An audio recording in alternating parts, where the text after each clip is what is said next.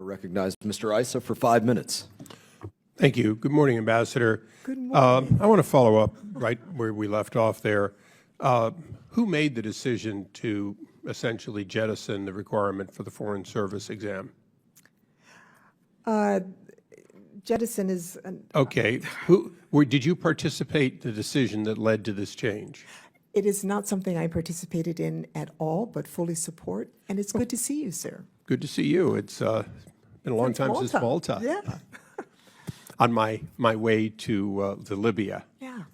But I want to ask, because this is one of the things that bothers me sometimes about government bureaucracies.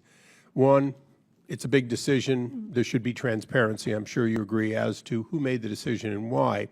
But following up on a couple of the last statements you made, you said we probably should, we probably should, we probably should. Mm-hmm. And Ambassador, I couldn't agree more. So the question is, why did either your department, small funding and so on, or the State Department with its many billions, why is it that you're not coming to us with a comprehensive study showing the scores on these tests historically and whether it shows better performance? Does somebody who gets a minimum just as likely to succeed as somebody who maxes it? Additionally, as you know, and I'm proud to say it's a good policy of the State Department, people enter the State Department from all walks of life at all ages, sometimes even having fully retired from a first career. Do you have facts on how well they do?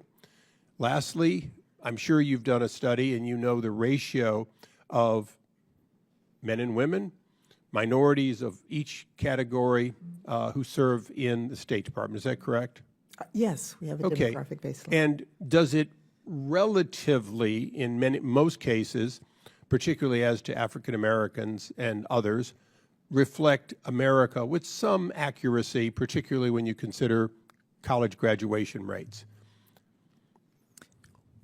Does the number of African Americans in the State Department reflect? If you look at the number of African Americans who graduate from college and the number of white people who graduate from college and consider them the base of all applicants, is the ratio relatively similar or not? I would say probably not, but I'm going to take that question back because I would appreciate I don't want to. Yeah. Yeah, because and I specifically asked from the qualified pool of graduates, because I think it's extremely important that we are looking at the qualified pools, those who can pass and get a security clearance, those who have met the minimum requirements in other areas. Although, Congressman, I have to add, of course, that you do not need a college degree to join the Foreign Service. It sure as hell helps. Well, it's not a requirement. I'll be clear on that. Touche. Okay. Lastly, and there's always one zinger, Ambassador, and we've known each other a long time, so I hope you'll forgive this.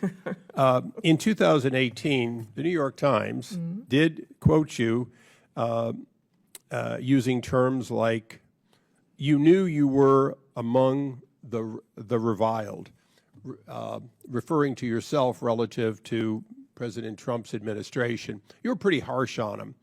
My question to you is, does your organization now, or is it in your future, to balance essentially those who would vote for President Trump or President George W. Bush or President George H. Bush or any other relatively conservative with those who would, and I'm not saying did, it's none of our business how somebody voted per se, but do you feel you have a balance between people of a more conservative view and a people of a more liberal view, and is that part of your diversity and inclusion? So, as you know, there's no way to know who people vote for because Except, of course, we do know, based on records that show over 90% of State Department Foreign Service people do vote in the Democrat primary, do vote for Democrats. I mean, the press has reported pretty widely that it's not 50-50 or even 60-40. Mm-hmm. Well, that is not part of the purview of my office. We are not looking okay, at but I ask you because the purview of your office can and will expand with time. No. I ask you to beg the question of, do you already have a inherent bias toward liberals, Democrats, overwhelmingly, And if so, is that in fact part of balancing, if you will, America? And if not, should it be? And you can answer for the record. I apologize for running over. Okay. But Ambassador, it is good to see you again. I wish you well in your future endeavors. Thank you. Gentleman's time.